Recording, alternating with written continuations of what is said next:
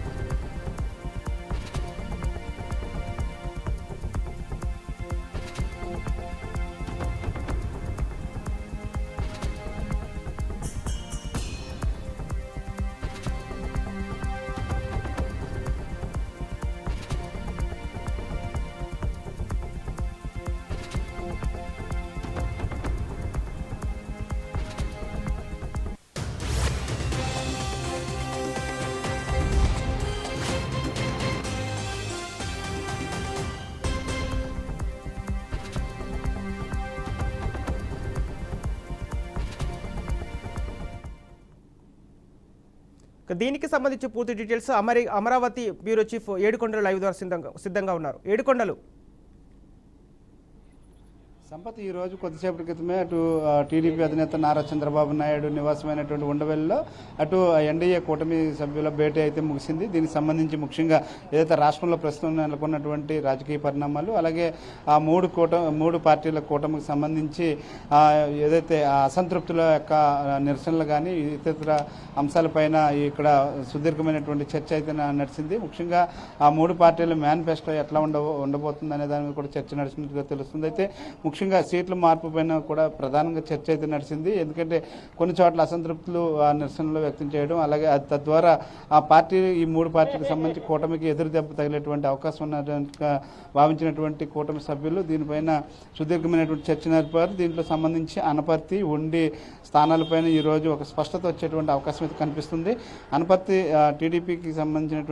టీడీపీకి ఇవ్వాల్సి వస్తే ప్రత్యామ్నాయంగా ప్రతిపాదనలు కూడా సిద్ధం చేసినట్టుగా కూడా బీజేపీ తెలిపింది. అలాగే తంబలపల్లి లేదా ఏలూరు లేదా రాజంపేట పార్లమెంట్ పరిధిలో ఏదైనా ఒక స్థానాన్ని బీజేపీ తీసుకునేటువంటి అవకాశం ఉన్నట్లు తెలుస్తుంది. అది క్షేత్రస్థాయిలో మూడు పార్టీల మధ్య సమన్వయం లోపం పైన కూడా కొంచెం చర్చ నడిచింది. అయితే మూడు పార్టీలకు సంబంధించినటువంటి నాయకులు సమన్వయం చేసుకోవడంలో తీవ్రంగా అక్కడ విఫలమవుతున్నారనే దాని మీద పూర్తిగా చర్చ నడిచింది. దీనికి ప్రధాన కారణం మూడు పార్టీలు ఏకతాటిపైకి వచ్చి ముగ్గురు కూటమి సభ్యులు ప్రధానంగా ఏదైతే పార్టీ సభ్యులందరినీ కూర్చోబెట్టి మాట్లాడడం కూడా ఒకందుకు మంచిది అన్నట్లుగా కూడా చర్చ నడిచినట్టు తెలుస్తుంది. అయితే మూడు పార్టీ నేతల మధ్య సమన్వయం లోపాన్ని సరిదిద్దాలి, లేదంటే ఇది ఇబ్బందికరమైనటువంటి వాతావరణం వచ్చేటువంటి పరిస్థితి ఉందని తెలుస్తుంది. అయితే వీలైనన్ని ఎక్కువ సభల్లో ఉమ్మడిగా మూడు పార్టీలకు సంబంధించిన నేతలు పాల్గొనేలాగా కార్యాచరణ అయితే రూపొందించినట్టు తెలుస్తుంది. మొత్తం మీద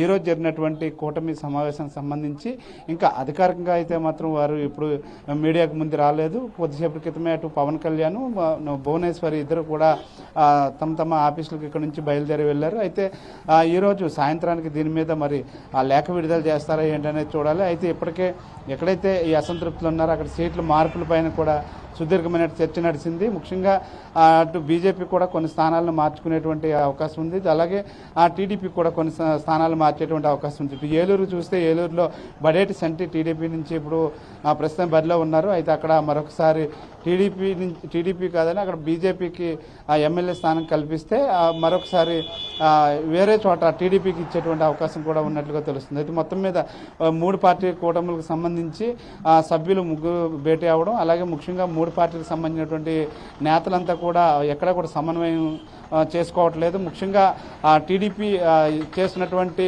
ఈ యొక్క ప్రచార సభకు బీజేపీ డుమ్మా కొట్టడం, లేకపోతే బీజేపీ చేసే దగ్గర టీడీపీ నేతలు డుమ్మా కొట్టడం, ఇటువంటివన్నీ కూడా జరుగుతాయి. ఇవన్నీ కూడా మంచి పరిణామాలు కాదని, పార్టీకి తీవ్ర నష్టాన్ని కలిగిస్తాయంటూ కూడా ఈరోజు చర్చ జరిగింది. దాని మీదనే వీలైనంత వరకు కూడా మూడు పార్టీలకు సంబంధించినటువంటి వ్యక్తులంతా కూడా ముగ్గురు అంటే ఇటు పురంధరేశ్వరి, చంద్రబాబు, లోకేష్ ఒకే వేదిక మీద కనిపిస్తే ఎక్కువ సభల్లో అది ఆ పార్టీలకు కలిసి వచ్చే అంశం అంటూ కూడా జరిగినటువంటి సమావేశం సంబంధించి అది ఎప్పటి నుంచి ఈ మూడు పార్టీలకు సంబంధించినటువంటి ముగ్గురు నేతలు ఒకే వేదిక పైకి వస్తారనేది మరొకసారి షెడ్యూల్ రూపంలో తెలియజేస్తామంటూ కూడా చెప్పినట్టుగా కూడా తెలుస్తూ ఉంది.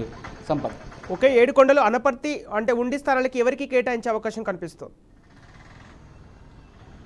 అంటే ప్రస్తుతానికి ఏదైతే ఉండికి సంబంధించి అటు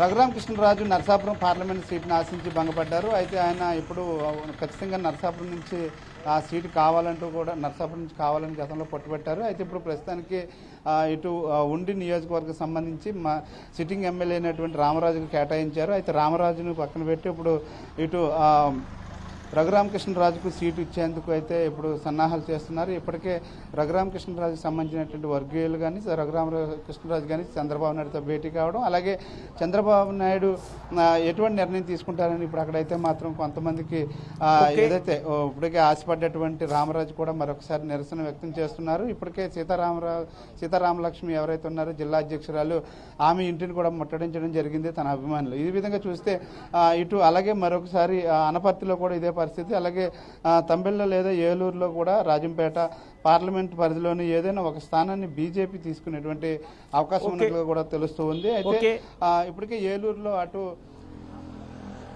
okay right, thank you Yedukondalu.